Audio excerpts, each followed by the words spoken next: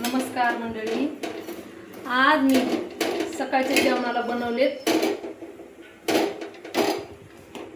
दुधी भोपळ्याचे धपाटे. हे पहा काय भारी मस्त शेकलंय.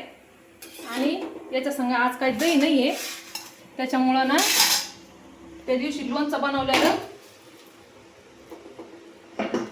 लिंबाचं लोणचं आहे ना ते, आणि धपाटे इतके मस्त लागतात ना ते. पहा मी याच्यामध्ये जिरे, ओवा, हळद आणि मिक्स मसाला आहे ना तो टाकलाय, कोथिंबीर ते टाकून घेतलंय. तुम्हाला जर याच्यामध्ये कांदा टाकायचा असला तर टाकून घ्या. बारीक चिरलंय मी दुधी भोपळा, आणि तो दुधी भोपळ्याची भाजी काही संपत नाही, त्याच्यामुळं आज बनवलेत मी धपाटे. तर पहा काय मस्त हे झाले ते, आणि चवीला पण एकदम छान झालेले. तुम्हाला त्याच्यात अजून साहित्य जर टाकायचं असलं ना तरी तुम्ही टाकू शकता.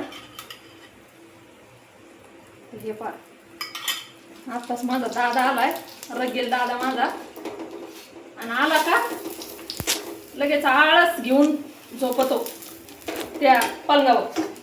त्याला एक दिवस मी अशी टोली देईन ना, सकाळी सकाळी कॉलेजला जातो, लहान लहान लेकर सकाळीच जाते 7 वाजता.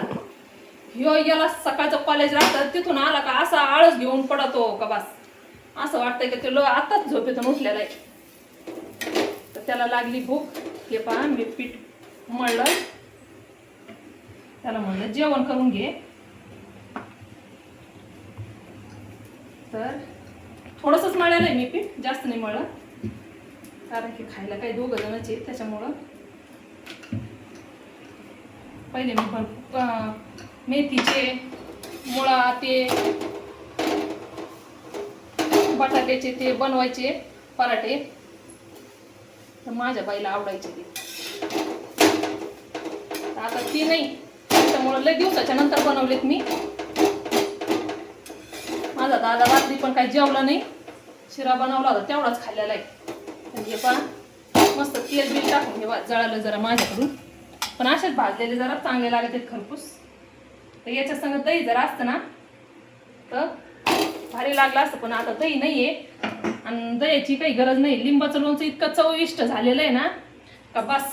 मी ना गोड लोणचं करायचं आहे लिंबाचं, तर कसं बनवतात ना तुम्हाला नक्की दाखवून. त्या दिवशी तर मी तुम्हाला हे तिखट आंबट ते जे बनवलेलं आहे ना त्याची रेसिपी दाखवलेली, पण इतकं चवदार झालंय ना ते. तर तिकडे मॅडमला द्यायचंय, आणि मॅडमला काही न्यायला वेळ नाही. मॅडम रोज दरवेळेस येते, अगं ताई लोणचं लोणचं लोणचं म्हणता म्हणता बोलता बोलता ती तशीच निघून जाते. तिला म्हणलं बरणी ये घेऊन आणि घेऊन जाय. तर ये पहा तुमचे सकाळचे जेवण झाले का नाही नक्की सांगा, कारण की आमचे काही झाले नाही. माझं आता काम बी आवरलं, मी पीठ मळून ठेवलं होतं. तर आता माझ्या दादाला लोणचं आणि पराठा वाढून देते मी. तो जेवण तेवर माझे हे पराठे होईल. 2-3च राहिलेत आता. जर राहिले तर तिकडे अक्काला घेऊन जाऊ आम्ही. काल जास्त कपडे होते तर काल काही गेलो नाही, तिकडे मळ्यातच न्यायचे होते कपडे, पण काल ऊन पडलं होतं आणि वारं इतकं सुटलंय ना का बस. मस्त चिमटे लावतो, सगळं लावतो, पण ते उडून जायची भीती वाटते. तर अक्का म्हणे इकडंच आणायचे ना, म्हटलं नको आता, ऊन चांगलं पडलं होतं. हे बा काय मस्त खरपूस भाजले. आणि याच्यात कांदा टाकला तर मस्त लागतं बरं का, पण मी काही टाकला नाही. आता काही थोडेसेच करायचे, जास्त टाकायचा, जास्त बनवायचे असेल मग टाकता पण येतो. थोडेसे 4-5च बनवलेत मी. हे पहा तुमचे जेवण बिवणं झाले का? माझ्या दादाला देते मी आता वाढून. माझ्या दादाला मी बनवते ताट. त्याला लागलेली भूक, कॉलेजवरून आलाय तर आळसल्यावानी बसलाय तसाच. त्याला म्हणलं भाऊ तुला वाढून देते, तू जेवण करते वर, माझं झाल्याच्या नंतर मी करीन. हे पहा त्याला वाढून देते.